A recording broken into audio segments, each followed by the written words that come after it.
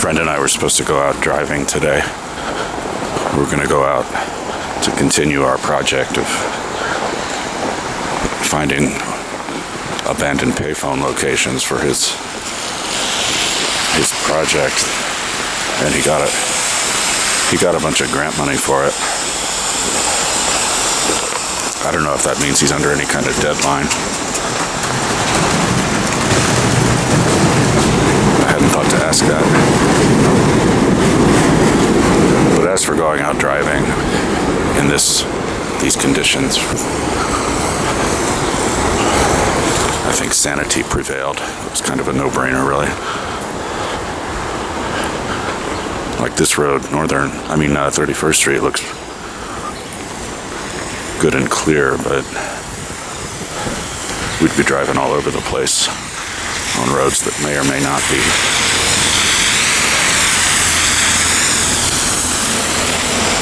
safe.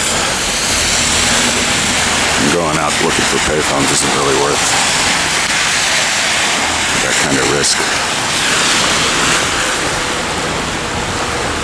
I saw this bench earlier and thought it was pretty cool. Symmetrical. Snow butts.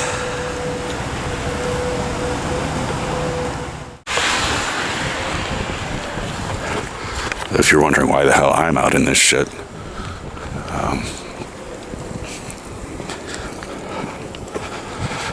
it's because I had to return a set of headphones that don't work. A pretty expensive set of headphones, by the way. I don't like to spend a lot of money on that kind of thing, but I went all in and found that I really just didn't like the headphones anyway. They were the Arctis 9, I think.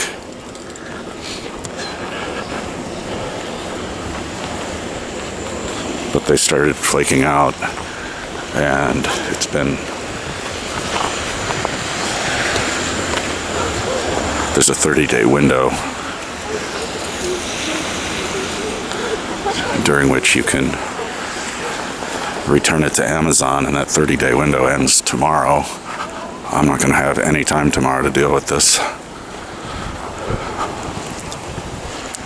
And to further add to the fun, I contacted their tech support, but they don't work weekends. So there's really no way we'd be able to get a resolution to this, even if there is one. Not in time for me to make the return. And, maybe Amazon would be accommodating and extending that return window, but I just didn't feel like dealing with it, and I don't like the headphones anyway. So I had to come out today to drop off the item at an Amazon locker. Was basically my only option, because it's a Sunday, and with the snow and everything, I feel fortunate that the place was even open. But guess what? I don't have a printer right now, and I don't know where I would find one. I don't expect to be able to walk into a place of business and ask to use their printer, because cute little booties on that dog. I wouldn't expect any place of business to be willing to let anybody walk in and print a document or plug their USB drive into their network, because who knows what kind of sabotage somebody might be trying to pull off. I just didn't even want to have that conversation. And it's Sunday, I said, so I can't go to the library to print anything out. But the instructions for the return were pretty clear in saying that you had to print this label out.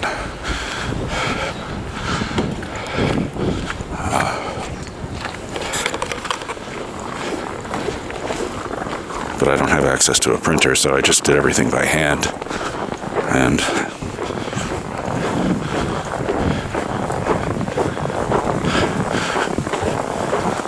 made the assumption that they have some kind of contingency plan for this sort of thing. When somebody simply doesn't have access to a printer or doesn't have time.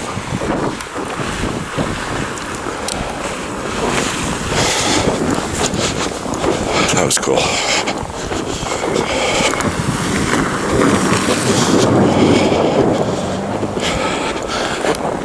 He blinked me. He communicated with me in a primal form, a primal way.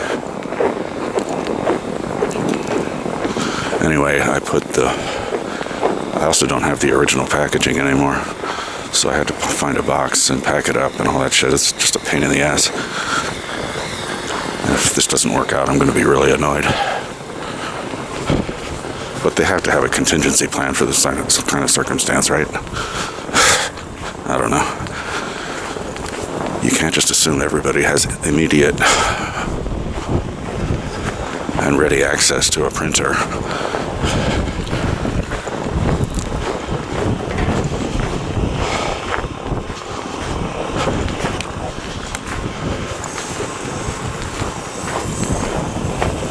A friend of mine from Indiana sent me a picture of a payphone where he put one of my Payphone Radio cards. It was pretty cool.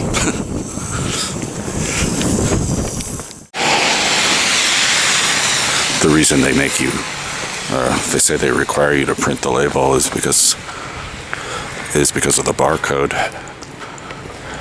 I guess I could have written out, there's a string of letters and numbers under the barcode. I guess I could have written that out. But my guess is that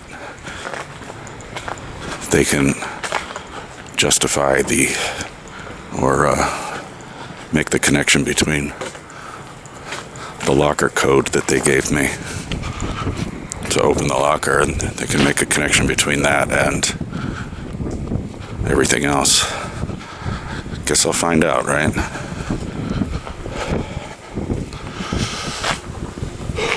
Today's my birthday, by the way.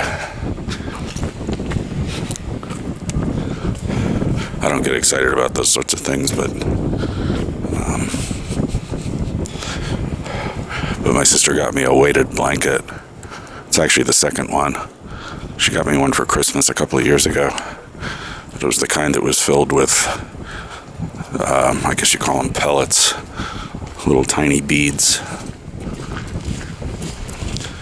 And I'm a violent sleeper. I thrash and slash and just whatever. I've gone so far as to make videos of myself to see what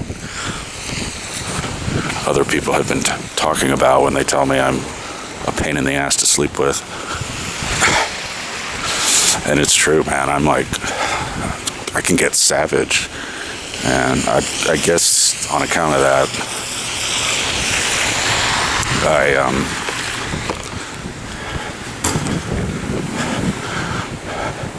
I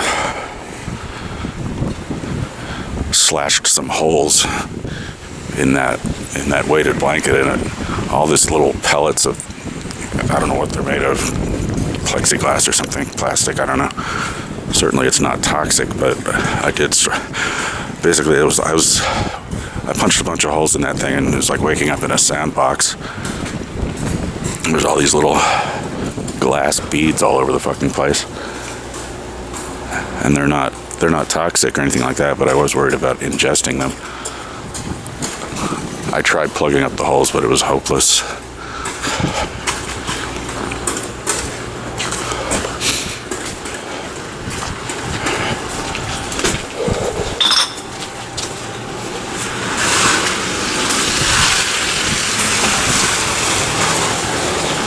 So I had to get rid of that. One, unfortunately, because it was a pretty good blanket. Anyway, so she got me a new one, and it's a different kind. It's made of fabric and not filled with billions of little particles of sand, and it's very good. I slept really well. I was listening to one of my other radio projects, which for the moment is not online. It's been, I think, about 5 years now since I started doing it, but I record myself in the shower every day, just talking about my fascinating life, and similar to the Payphone Radio, I guess, but much more long-winded, which is not necessarily a good thing. I think I'm going to get a still shot of this mushroom-looking thing. I cannot see the screen on this camera at all, but I record that. And another thing, by the way, is that around the same time I started doing that, I started sitting in the shower, and I have to tell you, that's one of the best fundamental changes I've made to my diurnal routines.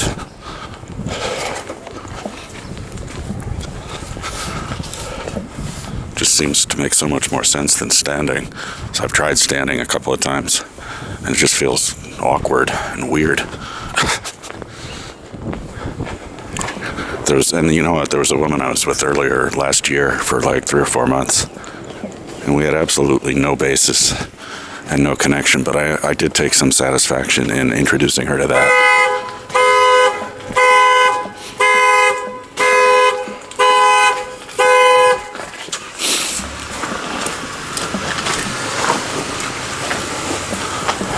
And in knowing that, at least as far as I knew when we parted ways, she does that herself now. I like bringing something into somebody's life, even if there's nothing. I mean, I don't know. But I was thinking today about how strict I seem to be in certain ways when I talk about keeping content silos or silos of experience. Mostly I don't cross the piss streams, to use the delightful euphemism. So what goes on in the shower radio, I don't usually repeat anywhere else. The same goes for other projects. I have another one going on, which is also not live yet, and I'm not sure it ever will be. But I'm calling it Blue Telephone. It's where I've been exploring some really nasty and ugly fantasies, exploring emotions and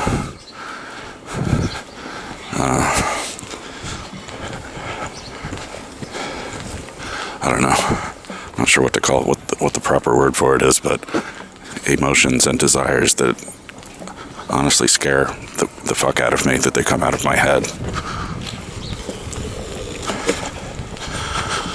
It's all, or almost all, pretend. I play back some of it, and I think it's pretty obvious when it's fantasy and when it's not, but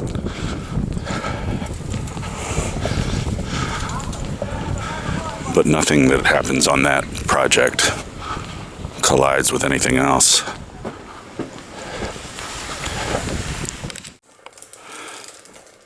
That's my apartment number. And as the story I'm about to tell will make clear, I'm a little bit lucky because of it. Because of the way they number the apartments in this building, and it's not unique to this building, but I don't think it's universal either.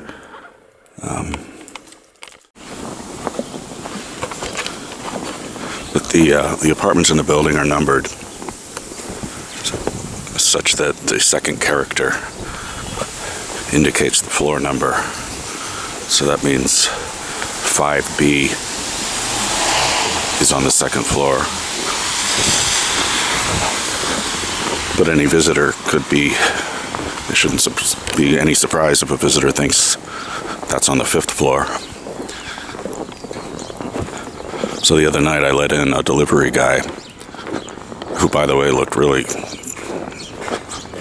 stoned. He looked messed up. But I don't think that explains what happened necessarily. I let him in, and he had a delivery for 5B. And he went up to looking for the 5th floor, and we don't have a 5th floor unless you count the roof.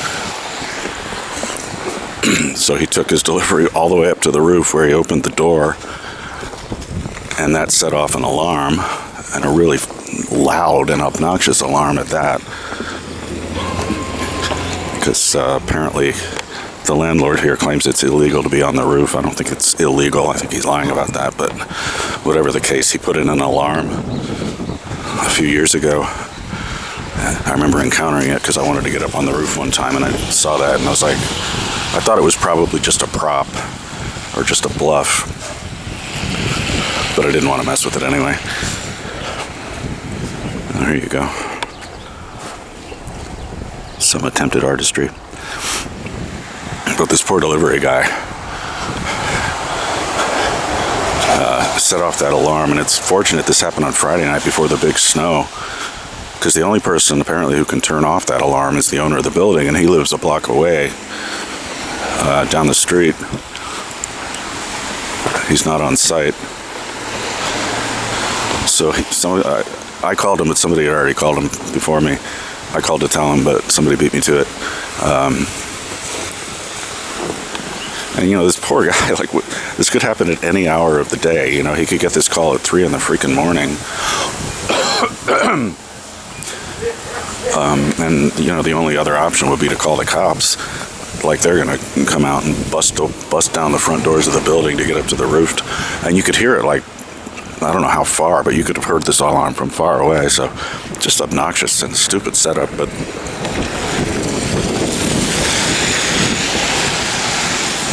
I told this story to a friend of mine. It turns out he lives in a similar building with similar apartment numberings, and he said his landlord had the same situation. He just got tired of dealing with it because people kept going up on the roof and setting off the alarm. So he, without telling anybody, of course, replaced the alarm battery with a dead one. Oh boy.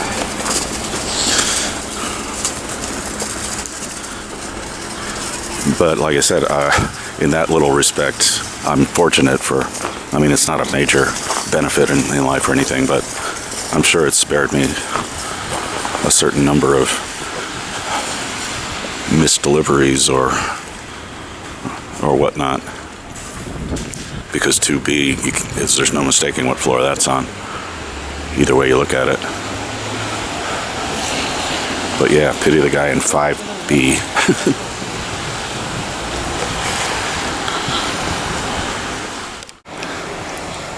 My insurance tells me I have to change pharmacies.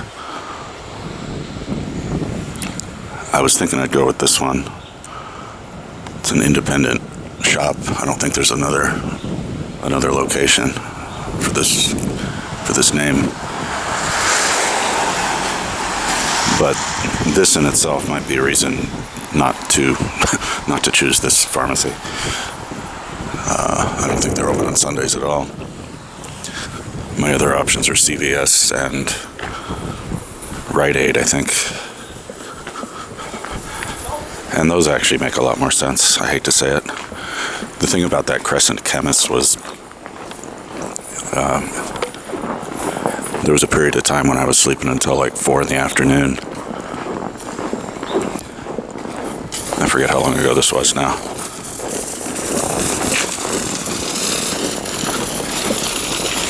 But one day about 4 p.m., I was woken up by the sound of this thunderous siren. It was really booming. It shook the building. I've never heard anything like it. And it was a police vehicle. I didn't see it, but I later learned it was like a tank, an armored, bulletproof, bomb-proof vehicle that they bring out very, very rarely.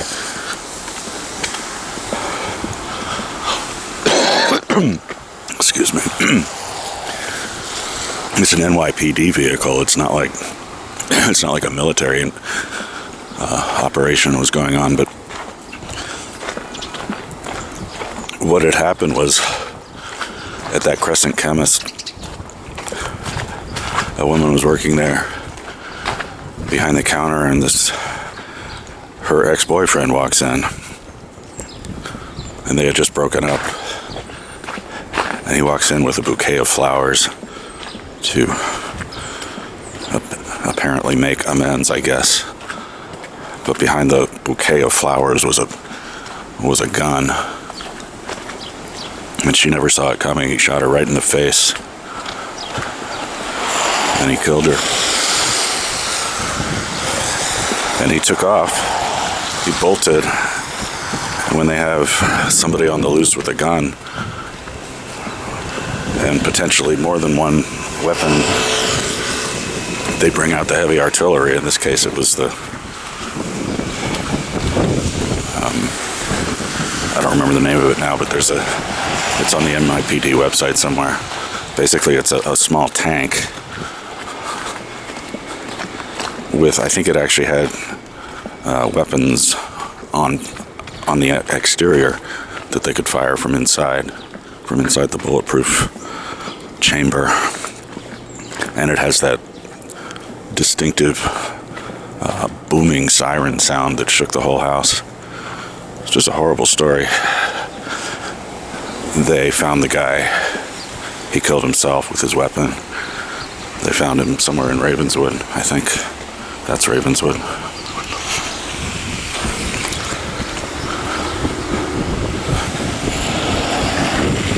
So there was a whole mass of like candles and flowers and shit left at the Crescent Chemists.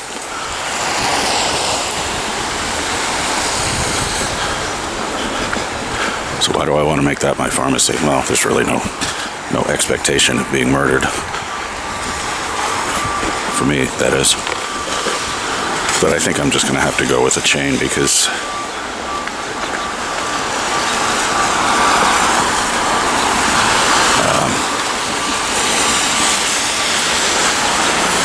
they're everywhere.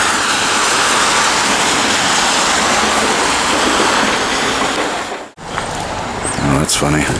Somebody parked their shopping cart at the Doomsday Payphone. Two of my projects collide, although I haven't found much in the way of shopping carts since I last looked for them. Hey, all my carts are gone.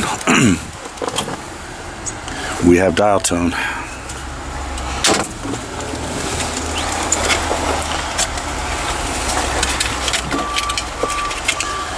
It's more visible if I place it like this, but with this one I like to know if anybody's used this phone since I put them here.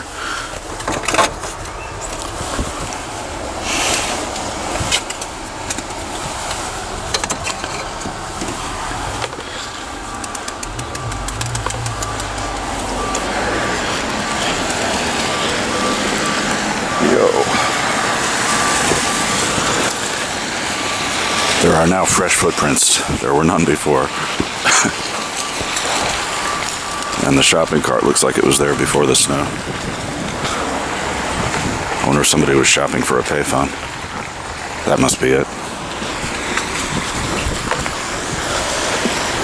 Yeah, I was looking. A friend and I were going to go out driving today for his payphone project thing. But I've been seeing some cars slipping and sliding, and that's exactly what I was saying, why I was saying we shouldn't be out unless absolutely necessary. And I don't think payphones are worth risking life and limb. Also, they'd probably be buried in snow. We'd probably miss a lot of them for being buried in snow.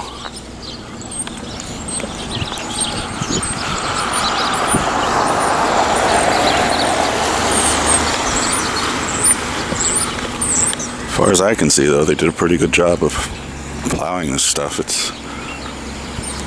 I don't know the details, but I've heard it's a very complicated decision-making process, the whole operation of clearing however many thousands upon thousands of streets there are. And of course it starts with main arteries and it's down to secondary and tertiary, and if you live on some little side street, you're just going to have to wait.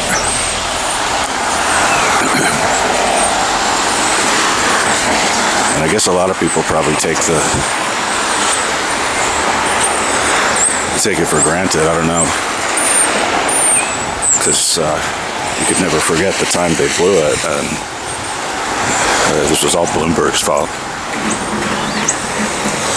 And it just creates a very dangerous situation when streets are not plowed and buses were not ordered off the streets. So they were getting stuck and blocking other traffic and blocking, ambulances and emergency vehicles and on and on. It was a big clusterfuck. I forget what year that was. I knew somebody who was pregnant during that storm and had to have a cesarean.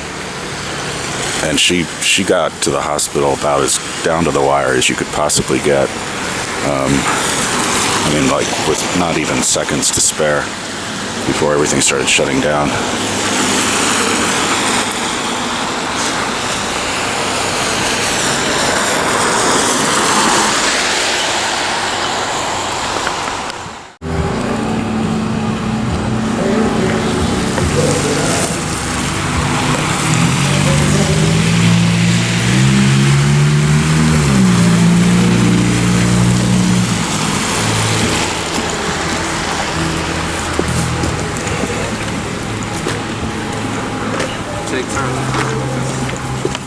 Okay, try to jump over that point.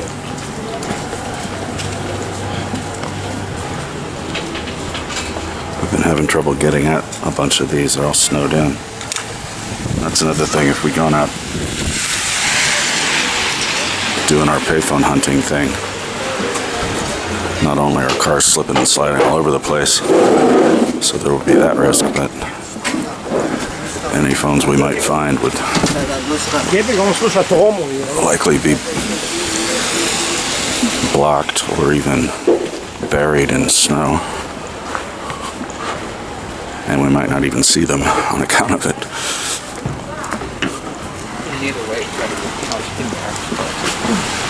But it's supposed to be in the 50s next week, so all this shit's gonna be gone.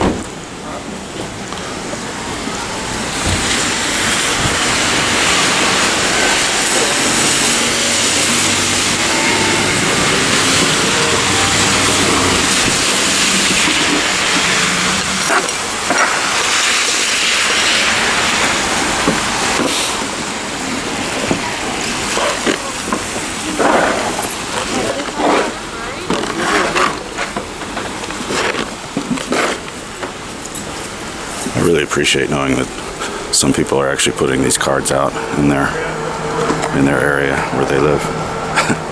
It's funny. This radio was actually offline yesterday for basically the whole day. And there's nothing I could do about it. Worse off. Some big doings at the data center apparently.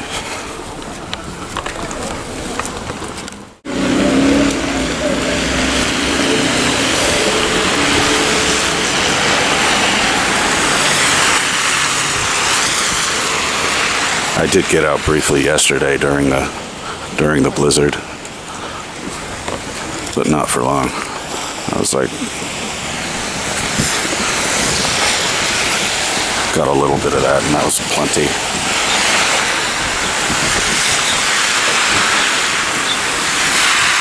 He's gonna restore your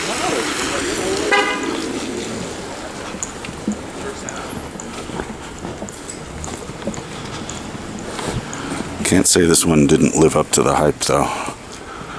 That's not always the way it works.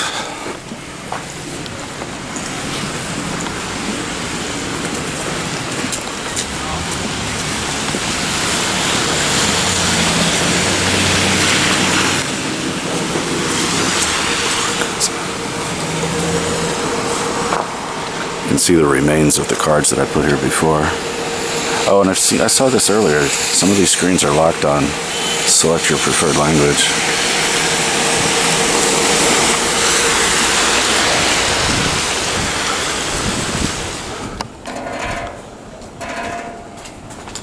There's an old phone sign. I think I might have filmed this one before. There used to be a phone here, and I think that this screw or whatever that is some vestige, as well as this. You need salt, Andy? Want me to throw some there?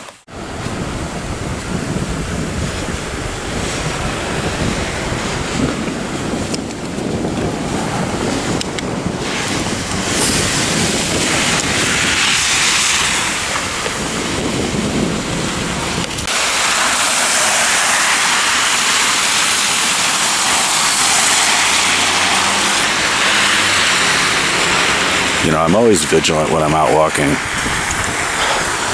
in areas like this, but when the cars are slipping and sliding all over the place, things can get bad very, very quickly. And cars are a lot bigger than me. Ah! He splashed me.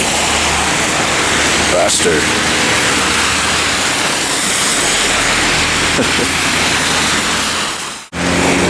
Now my pants are all wet because that truck splashed me.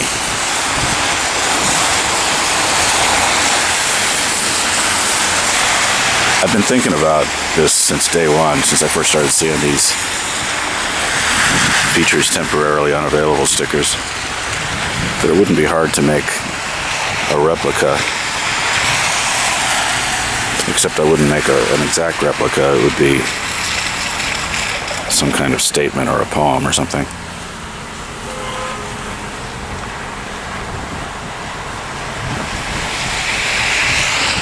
I wonder what kind of sticker this is. It's supposed to be almost impossible to unpeel unless they didn't fully affix it properly.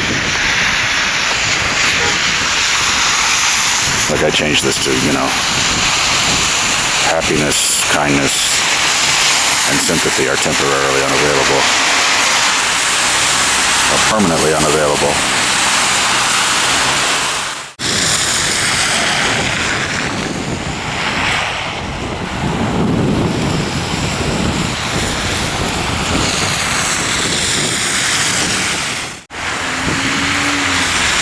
These wavy metal grids, I finally figured out what these are for. I mean, well, it wasn't recent, but they were out here for a few years before I learned that they are designed to prevent flooding in the subway station down below. So they put these in over stations that had been prone to flooding before. And the wavy thing is just an artistic flourish. Some of them also have benches that you can sit on.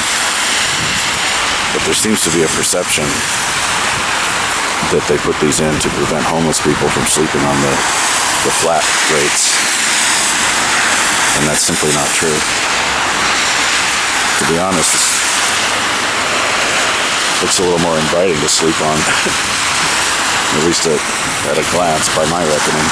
Looks more inviting than the flat surface, but it shows how little I know about sleeping on the streets.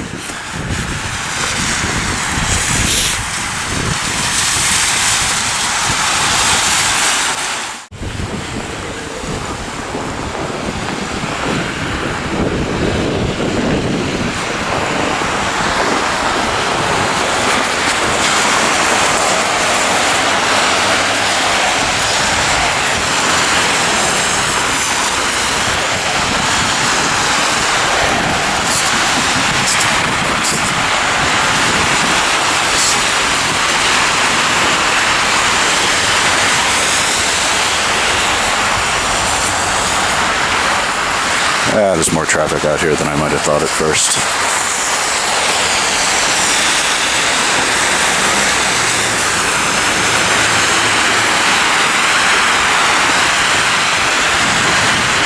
Bike lanes are actually the first thing they're supposed to plow. seemed crazy to me at first. But they are. It's not because they need to clear the way for all those bicyclists that are going to be out during a blizzard. It's because they're designated emergency lanes. So if nothing else gets plowed, the bike lanes will.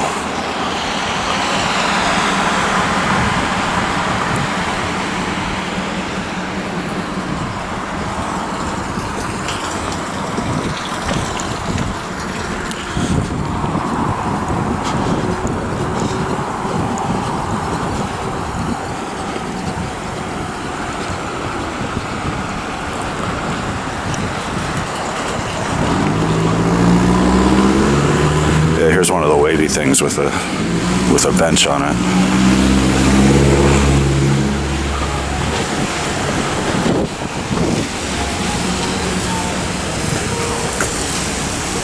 You can sit and eat your lunch. So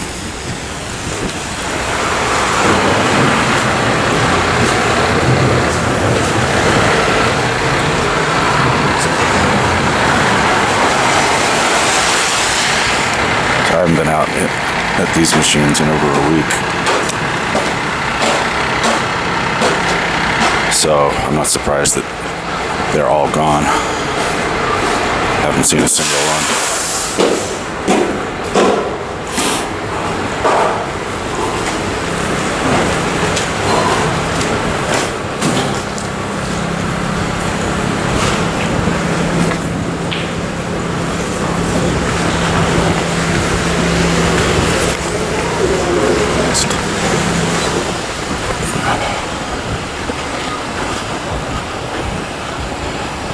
One of the things that happened in an earlier storm, the total clusterfuck.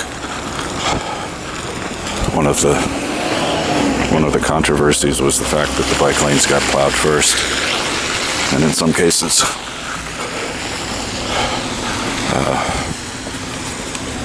the roadways didn't get plowed for like days.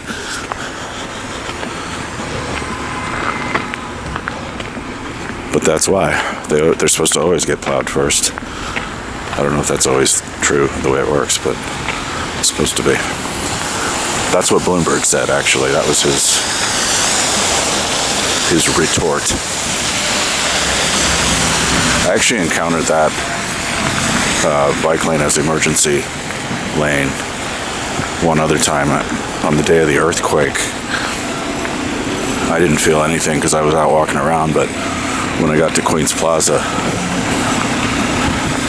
there were just like probably a few hundred people standing around outside, and that's when I knew something was going on. Something had gone wrong. But the officials in charge of evacuating the government buildings that are down there, they ordered everybody to go stand in the bike lane because they had to be sure that the buildings were structurally sound and nobody could stand next to the building, but it seemed to be the protocol that the bike lane was where people were to assemble in the event of an emergency. And this really teed off and angered the few bicyclists that rolled through when I was standing there. This one dude was like, "This is my lane. Get your asses out of my lane."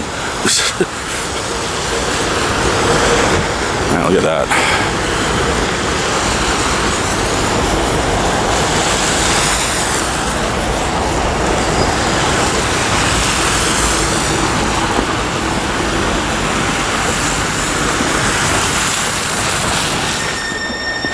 I think I'd said in an earlier video that going back to a full-time job for me after 20 years of the flaneur lifestyle was going to be some huge adjustment. I really haven't felt any kind of cramping of my style or anything. I'm happy to be there, although some of the presentations are boring as all hell.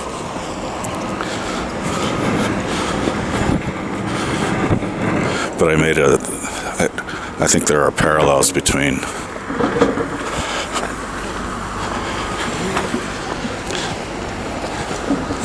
It's okay. I think there are parallels to be drawn between the preparations that celebrities or very wealthy people have to make when they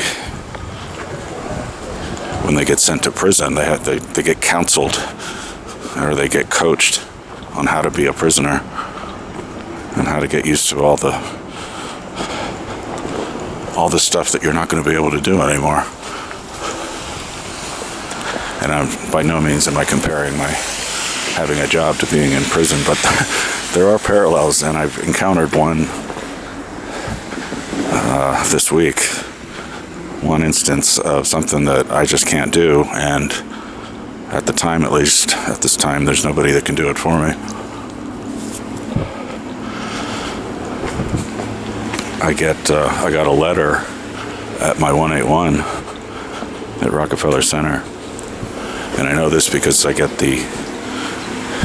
what they call informed delivery emails, where they send you a photo of mail that has arrived at your P.O. box, and you can get this for any mailing address.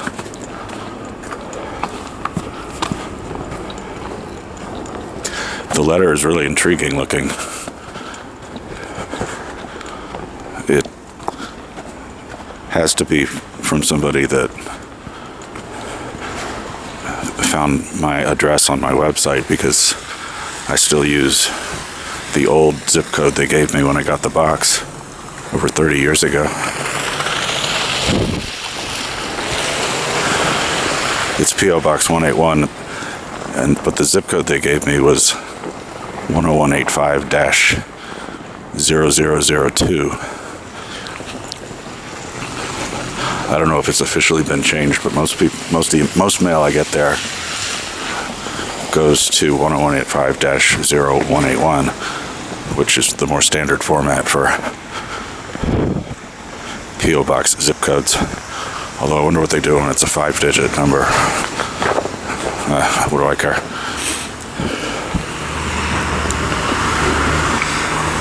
Okay, I'll stop walking here.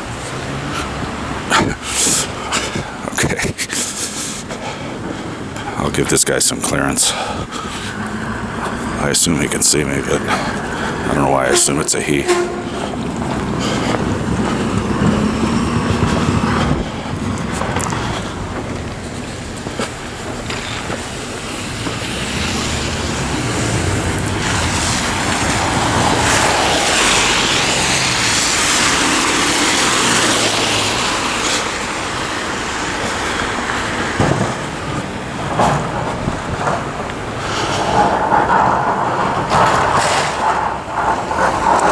So I know that letter's waiting for me, but I can't get to it.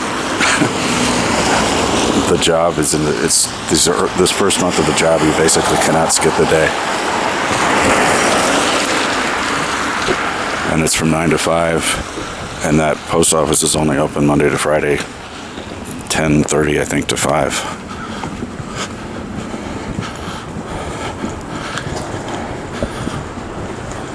And I only know a couple of people that would be willing and would even have the time to go pick it up for me, but that would be a little project. I'd have to get the key to them and all this, so I'm not going to be able to get to it for at least 2 weeks. Because I don't have that freedom, because I'm a prisoner. I'm a paid prisoner, but I mean, if it was something really critical, I would certainly make a case that I need to take a couple of hours break instead of just 1 hour midday, but because I can't get from Lower Manhattan up to Rockefeller Center and back, I can't expect to be able to get there and back in an hour. I mean, I could.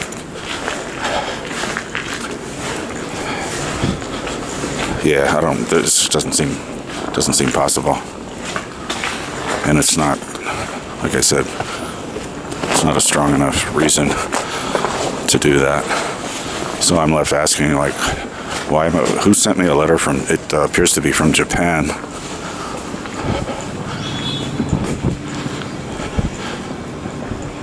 I have gotten what I guess you'd call fan mail at that P.O. box a number of times. One woman saw me in a movie that I was in and fell in love with payphones on account of it. She sent me a handwritten letter.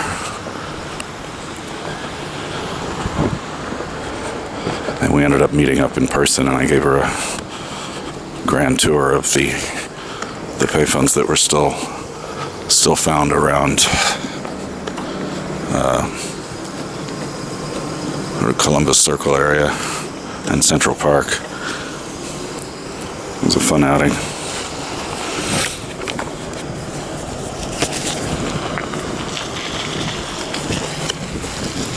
I've gotten other stuff too. My post office is the one where the Tom Brokaw anthrax mailings went through. It's also where the Hillary Clinton Foundation gets all its mail. But I'm really its most illustrious renter. I don't know, I'm close to giving up on it though. It's gotten stupid expensive, and if this Monday to Friday 9 to 5 thing is going to continue to be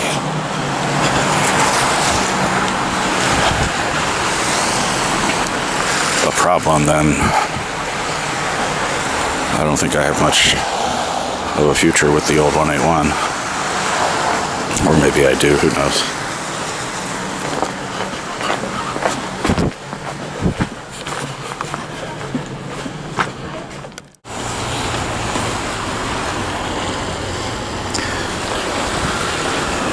There's a random splat of books. Charlotte's Web.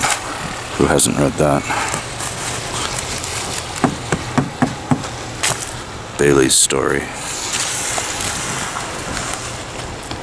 Beverly Cleary, I remember her.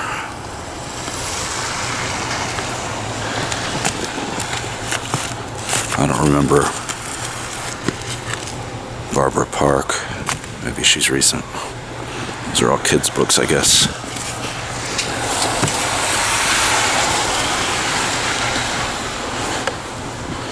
What's this one? Judy Moody. I don't remember that either.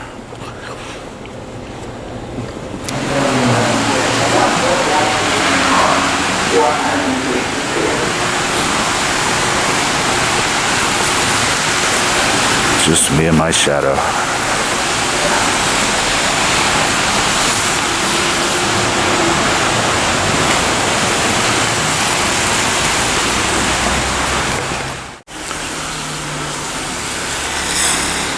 There's a snow person for you. This is the only one I've seen.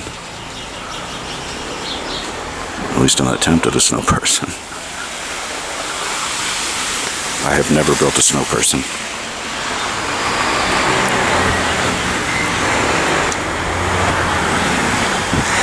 I grew up in Florida, after all. It snowed one time in all the years I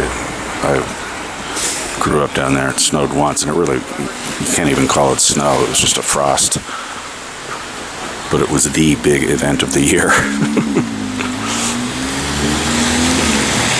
And if you looked at the school yearbooks from that year, you would have thought it snowed every day. They had so many pictures from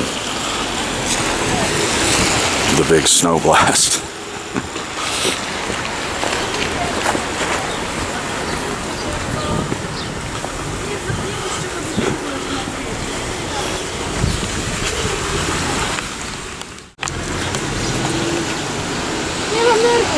So it looks like this bookstore is finally making baby steps toward opening for business.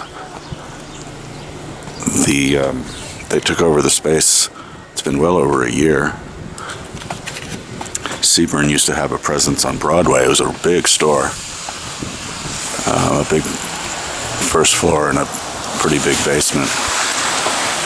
It was a strange store, and it looks like this one's going to be as well.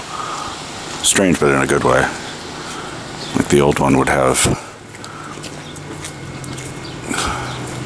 like literally 1,000 copies of a book, of the same book by some obscure Ethiopian poet. And then right next to it,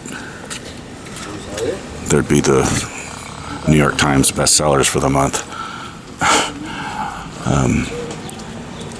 The owner of Seaburn was African and his wife was Greek.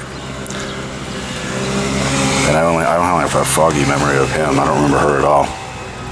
But they are evidently the same people behind reopening this place in a much smaller location. When I say it looks like it's going to be as odd as it was before, last time I passed by here, there was a case of books that looked like one of them was some kind of business directory, like a specific business, like I don't know, a farmer's directory, but it was for like 1989, and there looked like a map or an atlas of maps for Phoenix from like 1992, and that was the kind of like zany way they stocked their shelves, with all this just random crap. I mean, I don't know who's going to buy a Phoenix map book in this day and age, or a 1989 or 90, I don't know, like a very old farmer's directory or anything. The old store was like that too. They had, in the basement, they'd have row after row of user manuals for like Windows 3.1, and this was long after Windows 3.1 was obsolete. Or they'd have internet books for like Netscape 2.0, which again was long after Netscape 2 was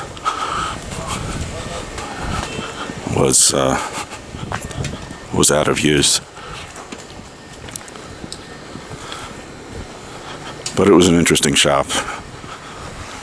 I still have a few receipts from it. I know I bought more stuff there than my receipts indicate, but the fact that it's taking so long for this place to open, it's like, why? I mean,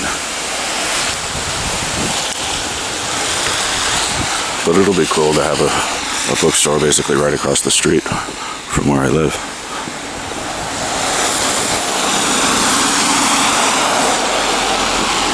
Maybe they'll have readings and events and that kind of stuff.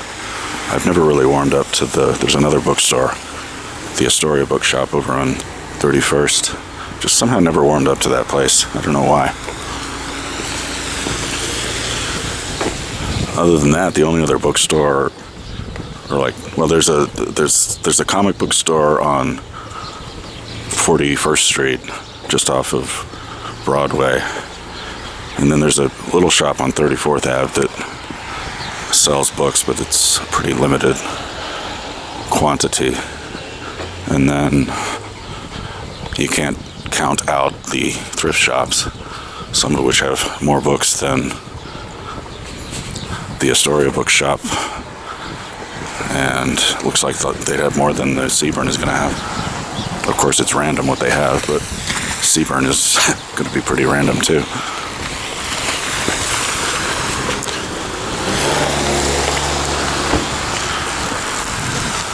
You can also buy a few books by Astoria artists and photographers at a little shop on Broadway just off of Crescent. I think it's called the Gift Box or something like that. So it's not a wasteland for books, but certainly isn't like it used to be, but then why would it be? Free children's stuff. Children's clothing.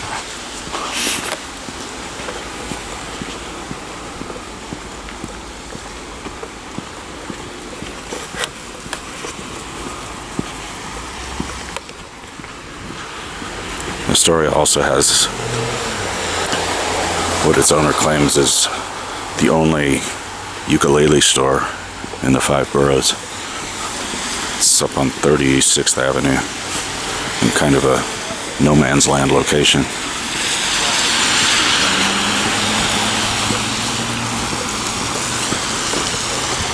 I think the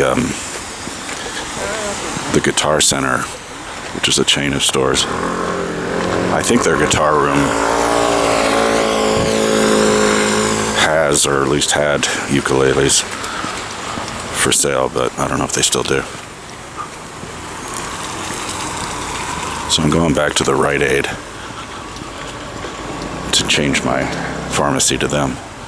This is the Rite Aid where the first murder of the year occurred. That's right.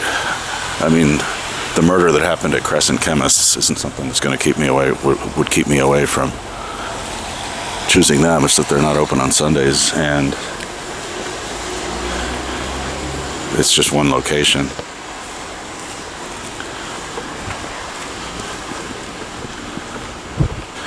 My other option is the Strand Pharmacy, but that's another example of just a single location. And being able to get a prescription anywhere has actually proven to be pretty handy for me. I was down in Tampa once when I unexpectedly needed to refill something. And there are plenty of Walgreens down there.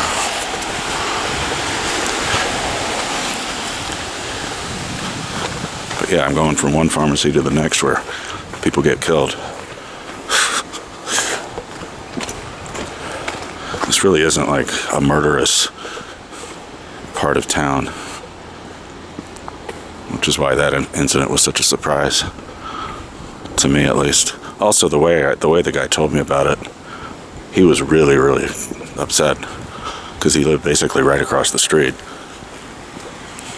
and heard the commotion, but he didn't hear anything involving the murder itself. At least he doesn't think he did. Man, every second can be your last. Here you go. These look like masterpieces.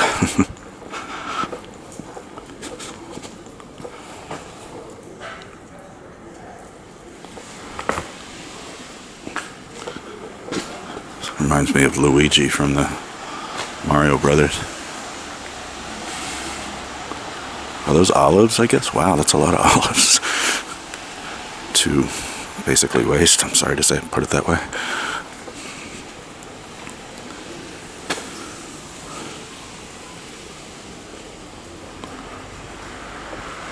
Tangerines for eyes.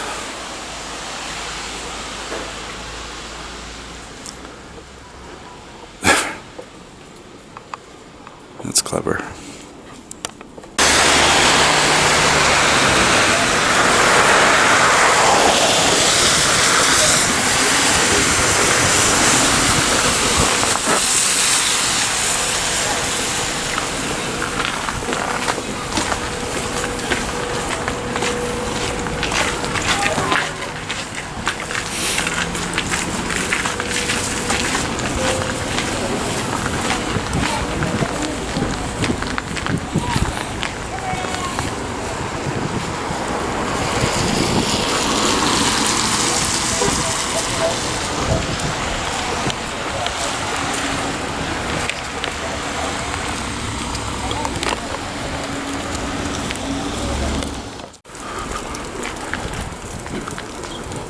I think I'm about to disrupt this pigeon party. Or maybe I don't want to. They might surround me, engulf me, shit all over me. This is a popular spot for the pigeons.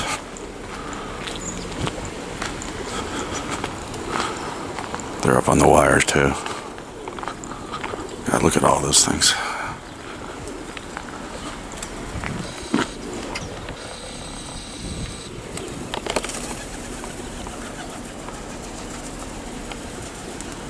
Oh, there's a whole bunch of them up here too. God damn, I'm like surrounded by them now. Ah!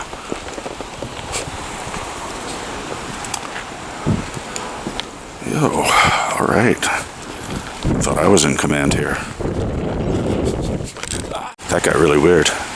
I think something like that happened to me once before with pigeons. Just suddenly I was swarmed by them.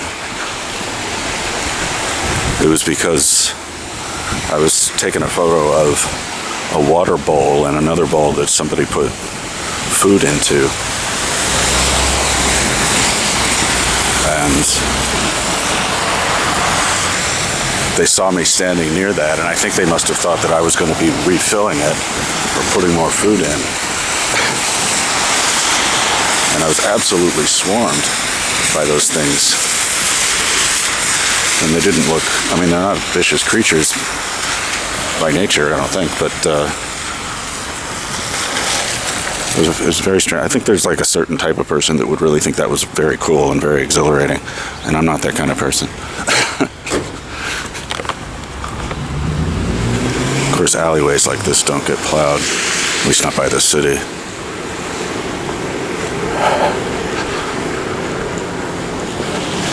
Somebody's got to do it, though.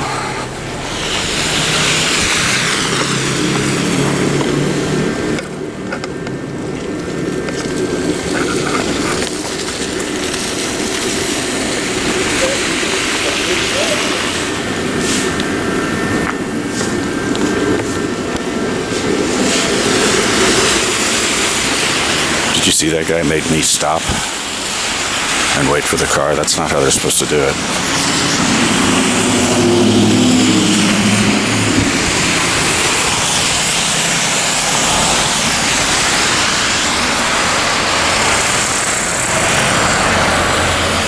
So little accumulation here. I wonder if the ground is heated somehow.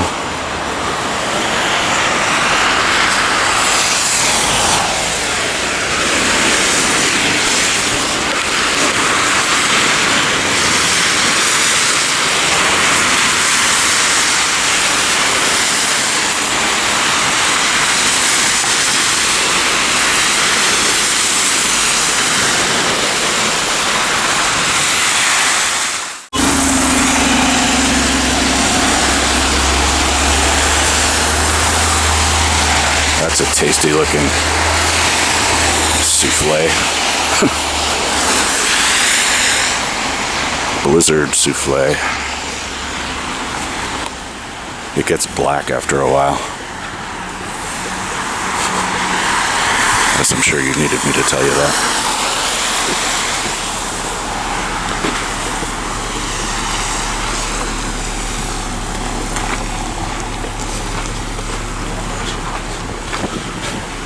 We're looking forward to seeing what that pigeon video looks like when I get home.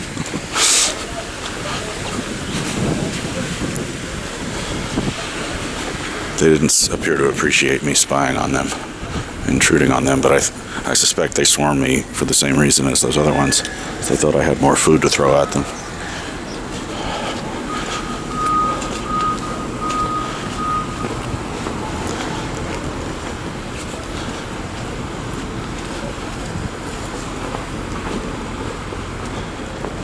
Yeah, an alley like this doesn't get plowed, or you can't expect it to, not by the city.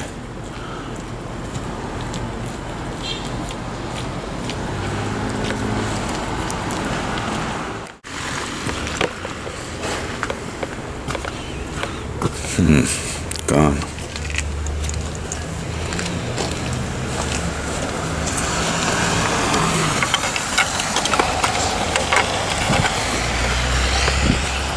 I bet you the next ones are still there.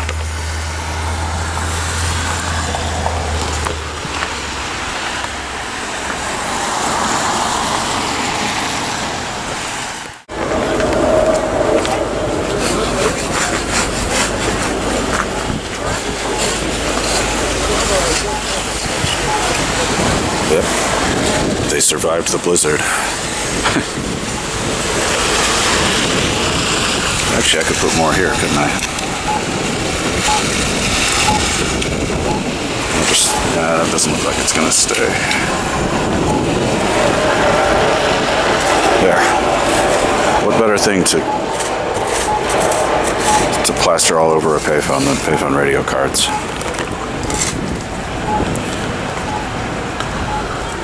And this one happens to be right around the corner from a LinkNYC machine.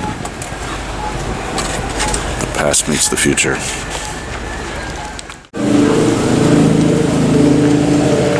I think this is going to be my last one for today. Usually I go all the way up 30th Avenue. But I'm going to stop at 31st because I forgot to eat. And I'm feeling the pain right now. To enable